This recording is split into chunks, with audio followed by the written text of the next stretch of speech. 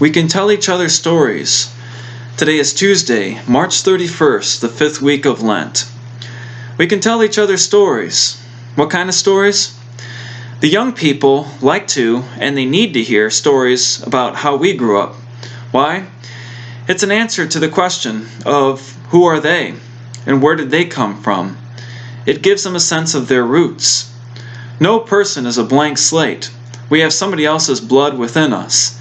And when we hear these stories, and sometimes we hear the same stories over and over again, it still is a reminder who we are, where we come from, what are our roots. And one of the stories that young people get a kick out of is, did you ever get in trouble when you were growing up? And if so, how were you punished? A lot of us adults have stories of being spanked, which some kids don't even know what that is, or maybe they've seen it in the movie. And if we got in trouble at school, we get a double time at home, so we can share these stories. The first reading today is from the book of Numbers. That's the 4th book of the Bible. And it's the story of the Hebrew people being punished by God. Even though they were freed from slavery, and God was so good to them in that respect, when they were out in the desert, they would often complain when they got tired and hungry. And today we hear this, we are disgusted with this wretched food. Have you ever heard a kid say that? Well, God the Father punished them in this occasion. He sent serpents to bite them. And maybe that was God's form of giving them a spanking, both the young and the old. And when they got sorry after their punishment and said they were sorry to God, God said to Moses, make a seraph, mount it on a pole, and anybody who looks at it will be healed. So God also sent him the medicine.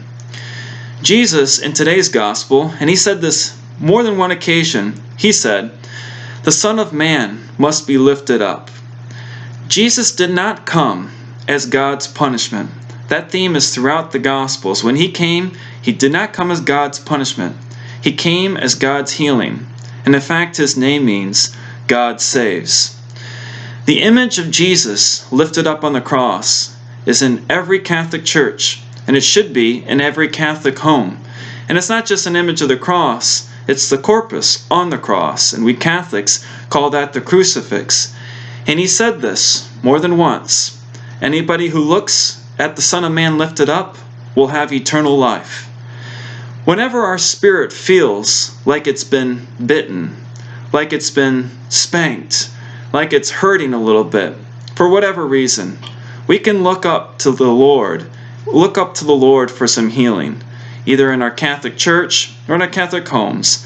It's one of the important factors of having a crucifix in our house.